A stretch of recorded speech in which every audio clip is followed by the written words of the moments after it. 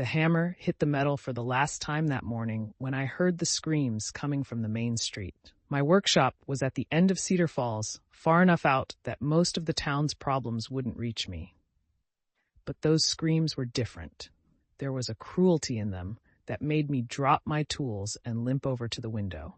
Subscribe to the channel and drop a like to get access to more stories like this.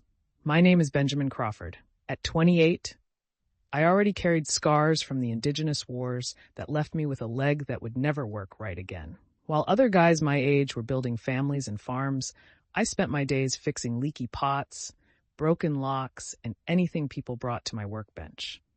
I had a simple philosophy about my work. Broken things aren't worthless.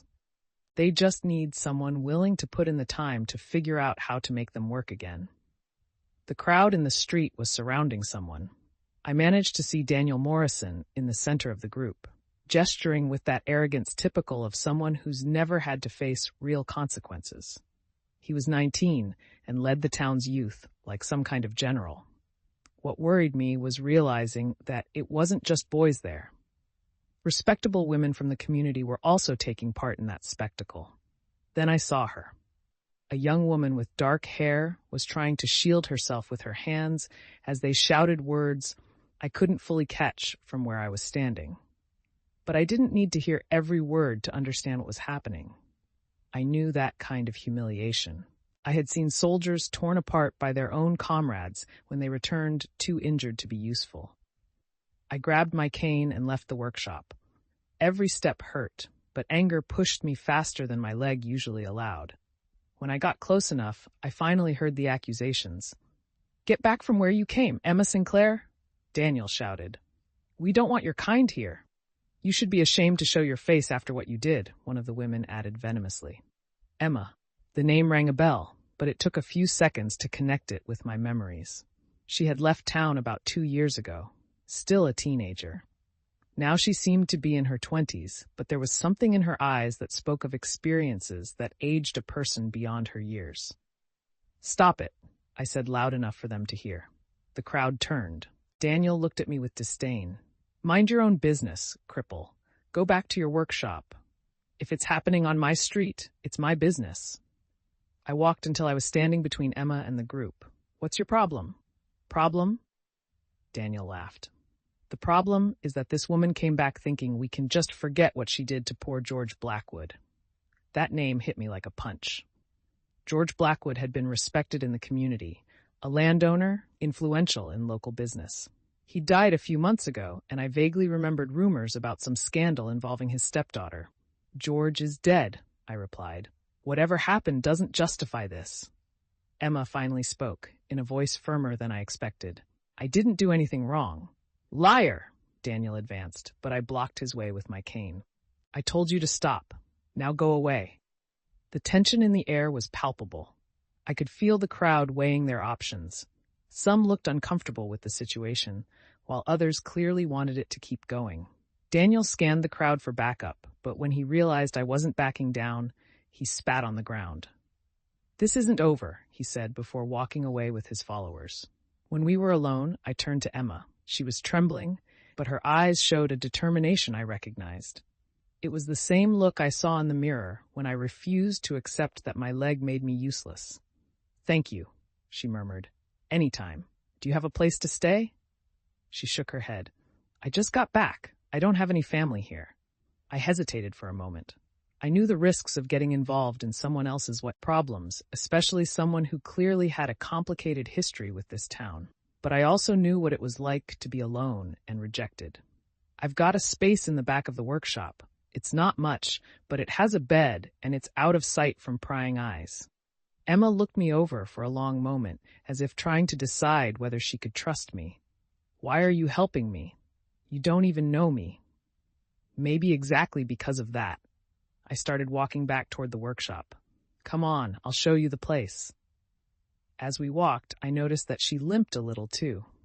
Not the same way I did, but there was a fragility in her movements that suggested wounds deeper than just physical.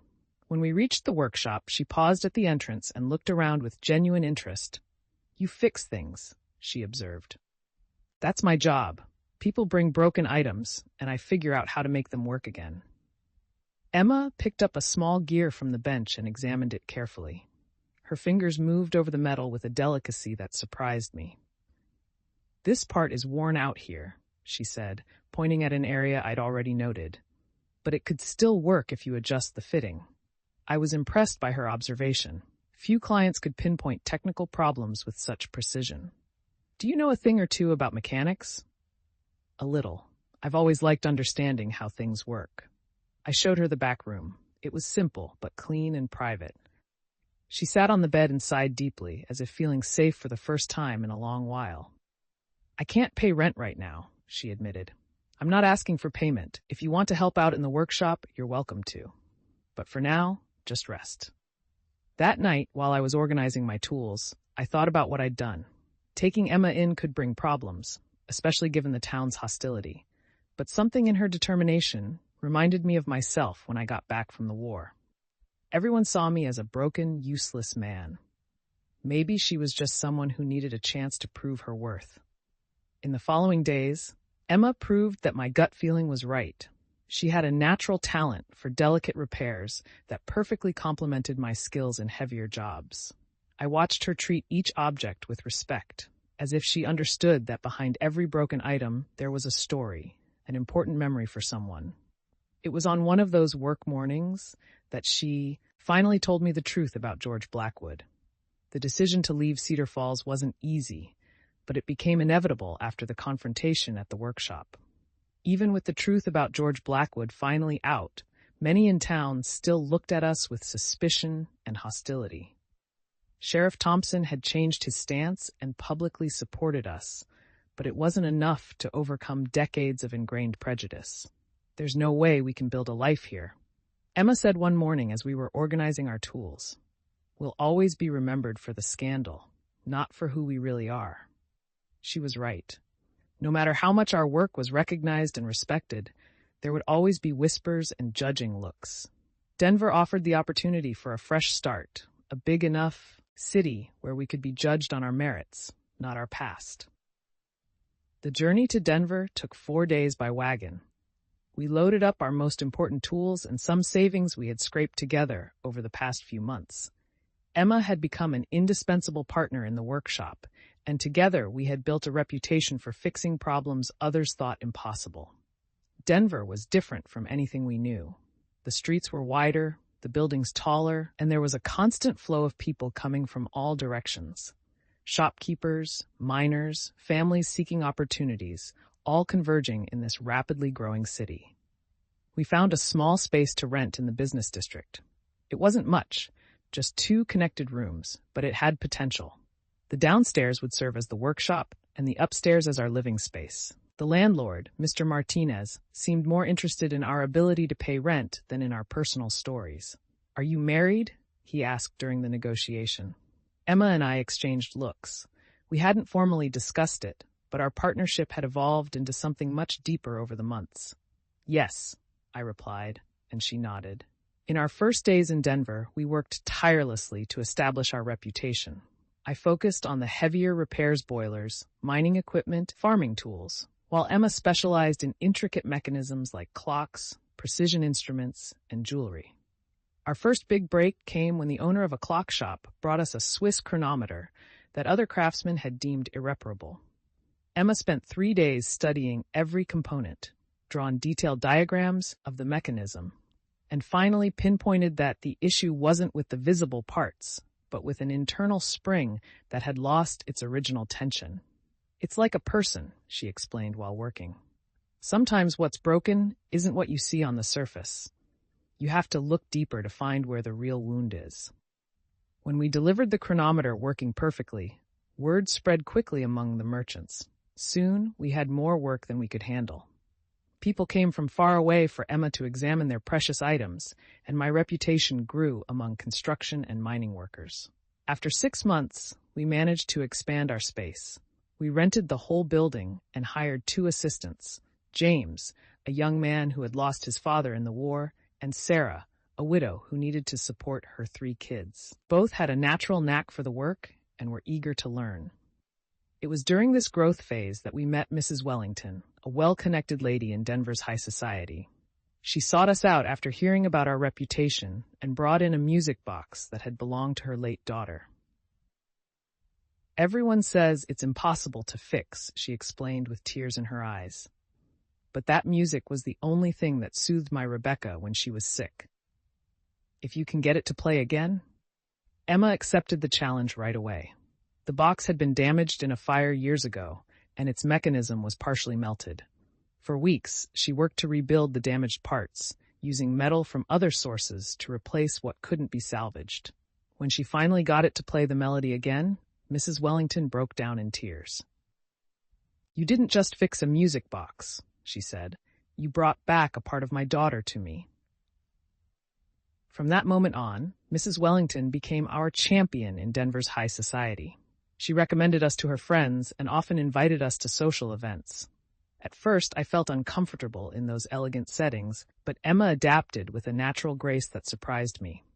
"I learned to read people when I was young," she explained one night after a particularly formal dinner. "When you grow up having to spot danger, you develop social skills out of necessity." Our reputation continued growing, and with it came something we hadn't expected: requests to teach our methods. Young artisans wanted to learn our techniques, and parents approached us hoping we could teach their children a respectable trade. Emma was the one who suggested formalizing these lessons. "We can do more than just fix objects," she said. "We can teach other people to find purpose through manual work." We started offering classes twice a week. Our first students were an interesting mix: war veterans looking for a new career, women needing to support their families, youngsters who couldn't find any direction in life. What they all had in common was a feeling of being lost, of having no value in society's eyes. Emma had a special talent for spotting the unique skills in each person. She could look at someone for a few minutes and tell whether they'd do better with leather, metal, wood, or mechanical work. More importantly, she managed to make each person believe in their own potential. "We're all like these objects we fix," she would say to the students. "We may have cracks, missing pieces, or scars from what we've been through, but that doesn't make us worthless. It just means we have a story, and stories make things more interesting, not less." It was during this prosperous time that our peace was threatened again. An article in the local paper mentioned our workshop and school, but it focused more on our past in Cedar Falls than on our current success. The journalist had dug into George Blackwood's story and resurrected all the controversy. The article wasn't malicious, but it did bring unwanted attention. Suddenly, people began looking at us differently in the streets. Some clients canceled services, and several parents pulled their kids out of our classes. "Maybe we should have been more honest about our past from the start," Emma said, clearly shaken by the change in how people treated us. "We didn't do anything wrong trying for a fresh start," I replied, even though I was worried about the impact this could have on our business. Things got even more complicated when we received news that George Blackwood had died. Apparently, he had developed a disease that affected his mind in the last months of his life, and during his delirium, he publicly confessed what he had done to Emma. Witnesses said he begged for forgiveness for his actions and admitted that he had spread lies about her to protect his reputation. That revelation should have vindicated us, but it only intensified the attention on our story. Journalists from other towns started showing up, wanting to interview Emma about her experience. Some were respectful, others sensationalist, but all of them were intruding on a privacy she wasn't ready to face. "I don't want to be known as the victim who survived," she told me one night, clearly exhausted. "I want to be known for what I built, not for what I suffered." During that tough period, we discovered who our true friends were. Mrs. Wellington publicly supported us by writing a letter to the paper, defending our character and contributions to the community. James and Sarah refused to look for other jobs, even when friends advised them to distance themselves. Several of our students organized a petition backing our school, but we also faced real hostility. Some nights, we'd find broken windows or threatening notes left on the workshop door. The tension was testing our relationship in ways we hadn't expected. "Sometimes I wonder if bringing you into my life just complicated everything," Emma said during a particularly heated discussion about whether we should consider moving again. Her words hurt more than any physical injury I'd ever suffered. Do you really think I regret helping you that day? I don't know. Your life was simpler before me. My life was empty before you, I replied, honestly. Yes, we face challenges now, but I'd rather face them with you than go back to the loneliness I knew. That night, we had the most honest conversation we'd ever had about our feelings. We admitted that we loved each other, but we also recognized that our relationship had grown out of extraordinary circumstances. We needed to figure out if it could survive in normal times. The answer came in an unexpected way. One morning, we found a crowd gathered in front of our workshop. My first instinct was alarm, remembering the humiliation Emma had faced in Cedar Falls. But when we got closer, we realized they were our students, clients, and supporters. We're not going to let you be driven out of town, said James, speaking for the group. You changed our lives. Now it's our turn to protect you. Mrs. Wellington came over to us. Guys, true character isn't about what you've survived, but about what you choose to build afterward. You've built something beautiful here, and we're not going to let gossip and prejudice tear it down. At that moment, I realized that we had found something more valuable than financial success or social acceptance. We had built a community of people who understood the value of a second chance, of redemption through meaningful work. The offer came on an autumn morning, when the leaves were starting to turn golden, and our school had been running in Denver for 3 years. A sharp-dressed man in an expensive suit carrying a fine leather briefcase showed up at the workshop. He introduced himself as Mr. Harrison, a representative from a manufacturing company in New York. I've heard about your exceptional work, he said, eyeing our operation carefully. My company is looking for someone with your skills to lead our new division of precision instruments. The offer is substantial, 5 times what you earn here. A house provided and opportunities for growth that Denver simply can't offer. Emma was working on a delicate piece when he arrived, but she stopped to listen to the proposal. I could see the curiosity in her eyes about this new possibility. New York represented everything we didn't have: anonymity, sophistication, a complete escape from our past. It's an impressive opportunity, I replied carefully. But we need time to think it over. Of course, but don't take too long. Opportunities like this don't come around twice. After he left, Emma and I stayed silent for a long time. Sarah and James kept working, but I could tell they were also processing what they had heard. The thought of losing their mentors and employers clearly worried them. New York, Emma murmured at last. I never imagined someone from so far away would know about our work. It just shows how much we've grown, I agreed. But the question is that what we really want? In the days that followed, we discussed the offer at length. The advantages were obvious: financial security, professional prestige, and the chance to work with the best equipment available. In New York, we could be just Benjamin and Emma, talented craftsmen, without the weight of our Cedar Falls past. But there was also what we'd be leaving behind.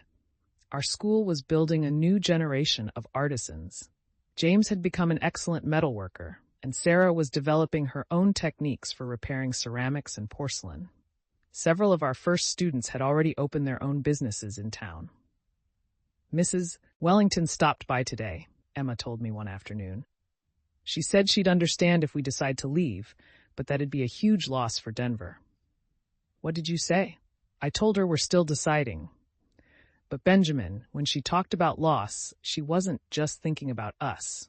She was thinking about all the people who will still need what we offer here. That conversation made me reflect on our true mission.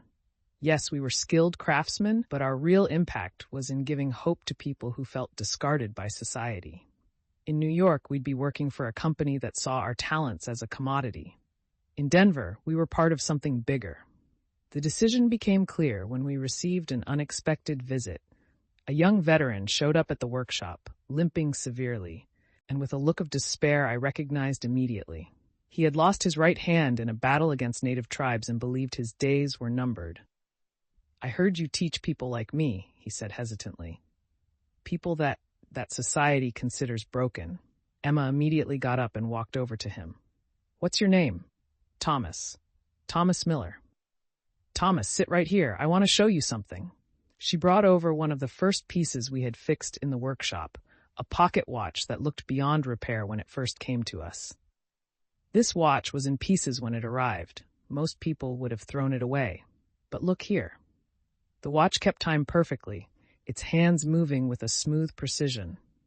The difference between something broken and something useless, she continued, is in the willingness to figure out how to make it work again. And you're not broken, Thomas.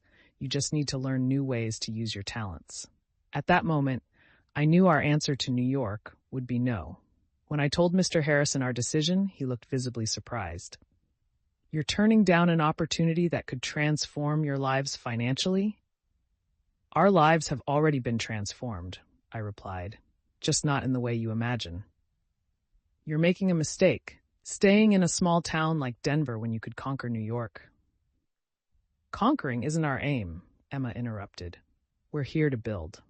After he left, clearly confused by our decision, we gathered our staff and students to share our choice. The reaction was immediate and emotional. Sarah started crying with relief, James smiled for the first time in weeks, and several students applauded spontaneously. You chose to stay with us? Said Thomas, who was already progressing rapidly in his lessons. That means more than you can imagine. Mrs. Wellington organized a celebration that night. It wasn't just a party, it was a reaffirmation of community values over individual ambition. During dinner, she made a toast that perfectly summed up our decision.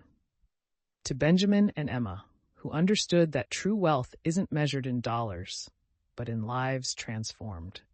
With our decision made, we focused on expanding our school even further. We secured funds for a larger building, where we could accommodate more students and offer specialized courses. Emma developed a program specifically for women who needed financial independence, while I created workshops for veterans struggling to adjust to civilian life. The impact went beyond our expectations. Our first batches of graduates were spreading our methods across the region. We received letters from former students who had started their own workshops in small towns, bringing hope and opportunity to places where such resources were rare. One day, nearly 4 years after we arrived in Denver, I was sorting through letters from ex-students when Emma came into the workshop with a thoughtful look on her face. Remember when you told me that broken things aren't worthless? She asked. Of course. I still believe that. Me too. But now I understand something deeper. It's not just about fixing what's broken. It's about using the cracks to let the light in. Our scars aren't flaws we need to hide. They're windows through which we can reach others who are hurting. Her words struck something deep inside me. Our journey wasn't about overcoming our past, but about turning it into purpose. Emma was no longer the frightened young woman I'd found in Cedar Falls, and I was no longer the bitter veteran holed up in my workshop. We were people who had learned to use our pain to help heal others. That night, we walked the streets of Denver, watching our adopted city. Lights glowed in the windows, families ate dinner together, young couples strolled hand in hand. It was a scene of normalcy I once thought I'd never be a part of. Do you regret anything? Emma asked. I regret taking so long to realize that my worth isn't in being perfect, but in being useful. And you? I regret having believed for so long that my past would define my future. But I don't regret anything that brought us to this point. We stopped in front of our school, where a simple sign read, Crawford Sinclair Institute of Practical Arts, where skilled hands build worthy lives. Crawford Sinclair, she said, reading it aloud. I like the sound of that. Me too. We had officially married the previous year in a simple ceremony with our students and closest friends. It wasn't the traditional wedding that others might expect, but it was perfect for us. Mrs. Wellington officiated, Sarah handled the flowers, and James played the violin. Thomas, who had become one of our most talented instructors, made our rings by hand. Now, looking at our school, I realized we had built something much bigger than a business or even a marriage. We had created a legacy. Decades later, when we were long gone, young people would still learn that their imperfections didn't make them unworthy of love and purpose. There's something I never told you, Emma murmured as we headed home. What is it? On that first day, when you offered me shelter, I thought it was just pity. It took me months to understand that you saw something in me that I couldn't even see in myself. And what was that? Potential. You didn't try to fix me because you thought I was broken. You gave me the tools to rebuild myself. We got home and sat on the porch, watching the stars come out in the dark sky. Tomorrow would bring new students, new challenges, and fresh opportunities to transform lives. But for that moment, we simply appreciated the peace we had built together. Benjamin? Yeah? Thank you for teaching me that true love isn't about fixing someone. It's about choosing to build something beautiful with the pieces of who we once were. I took her hand, feeling the small scars on her fingers from years of careful work. They were marks of creation, not destruction. Just like our emotional scars, they told a story of overcoming and purpose. Thank you for teaching me that a person's value isn't in their perfection, but in their willingness to use their experiences to help others. Subscribe to the channel and drop a like to get access to more stories like this. That night, I fell asleep knowing we had found something rare, not just love, but a shared purpose. Our story had begun with two broken strangers finding shelter in each other. Now we were partners in building something that would last far beyond our own lives.